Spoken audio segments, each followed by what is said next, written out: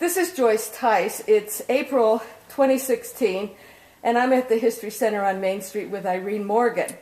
Irene is the director of the Partners in Progress, and she's going to tell us a little bit about that organization. When was it started, Irene? Well, actually, the original Partners in Progress was an agreement between Hope Enterprises, which is a large provider in Lycoming County, and the Tioga County Human Services. And they were housed in the basement of the old post office in Wellsboro. And something occurred in the early 90s that had that contract separate. So what happened was that the people from Hope went back to Hope, and the people from the Tioga County were sort of left without work. And there was, I believe, probably 40 or 50 individuals with disabilities who didn't have work. So it was very alarming, of course, because the people needed something to do during the day. And the agency, the Human Service Agency, was able to collaborate and have an agreement with a place called Capabilities, which is in Elmira, very similar to Hope and to what Partners in Progress is now, working with people with disabilities.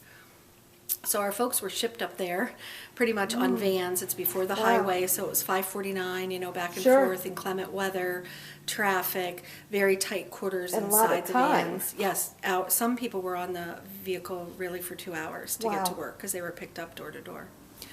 Well, there were our founding fathers, we like to call them Cliff Slater and Harry Scouten, Reverend Bob Greer. Those three men, two of them had family members with disabilities, and Reverend Greer was very active in the community.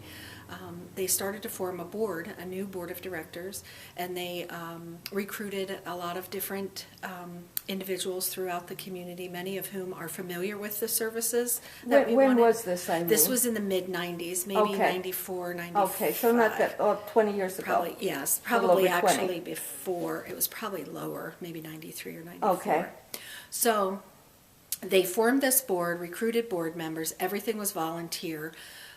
Partners in Progress, the original, also had like a little recycling business. They ran the Photo License Center in Wellsboro, and they had some cleaning jobs. And all of that was just left flat up in the air. Like office cleaning? Yes. So this voluntary board ran everything then. They were HR and payroll and accounts and payable and receivable and everything. They were left with a lot of bills, so that was a challenge. But due to the hard work of these individuals, in January of 97 was when Partners in Progress opened its doors, so to speak, and we were in the old Wendy's Undies underwear sewing factory in Liberty, which is across from the high school. Okay. Ward Manufacturing had purchased that building, and we were able to lease the back of it. They used the front for some warehousing and some shipping and receiving. Cliff Slater had gone to Ward and asked them about having some sort of jobs for Partners in Progress individuals to do, because they the purpose, if I could stop you, the purpose is to provide employment opportunities for people with disabilities. Exactly. Okay. Yeah. And training. And support if they're, depending on where they are in their work career. So it turned out that Ward Manufacturing was developing a new product called Ward Flex, which is mechanical joints and such that's used in gas and flexible tubing and those kinds of things. So it seemed to complement each other, sort of like the stars aligned, I guess. And we were able to open the doors in January of 97, start assembling this product for them, as well as doing an old job that the people from the original Partners in Progress had done, which was assembling clamps, beam clamps. So they do that on your facility rather than the employer's facility? Yes, yes. So we had, I think, 10 individuals and 2 staff, and then this voluntary board of directors, and that went along quite well until I joined the staff. I was on the board of directors, and I joined the staff in June of 1997. Wow, you've been with it 19 years? Yes, yeah. Next year is our big birthday celebration. So we hired an executive director, a gentleman from Bradford County who had a lot of experience in this type of setting. And he and I worked with the board of directors and worked on expanding, the services that we offer. We started our summer camp. We started a school to work program to work with youth with disabilities and try to get them to transition into the work world. And then kept growing as far as the jobs that we would do in-house, so to speak, in the facility. Well, it became evident only after a couple years that we couldn't serve the majority of people that we needed to serve because of the location where we were at the very, very end of the county. Mm-hmm.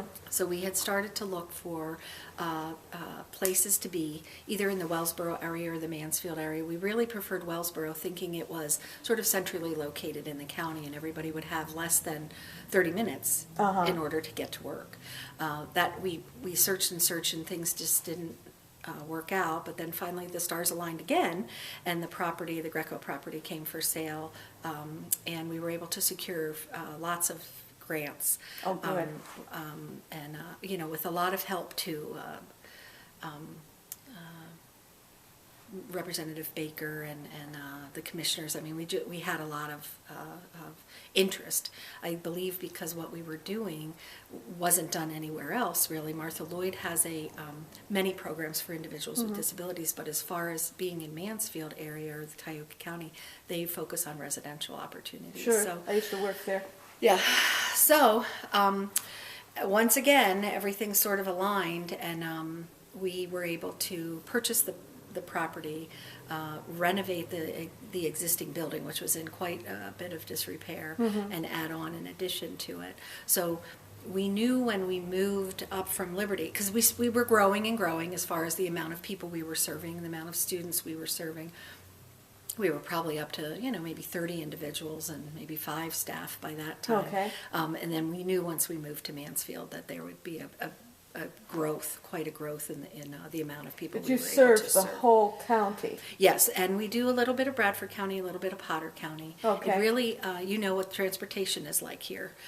So that is often prohibits people from utilizing our services that would like to. But we don't say no to anybody. We try to get things figured out and arrange so that we can serve anybody that wants to use our services. How many clients do you have now? Now we probably, including the campers and the school students, we probably have 200 or a little over that we serve, and we have 50 staff about now. Paid staff or volunteer staff, or a combination?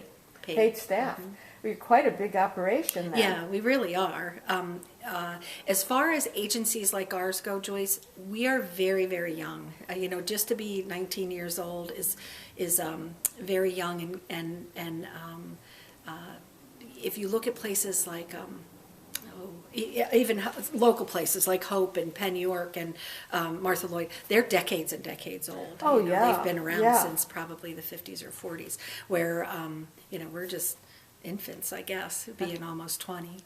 But you're servicing an area that was not well serviced. Correct. Yep. So I know you also have the My Neighbor's Closet. Yes.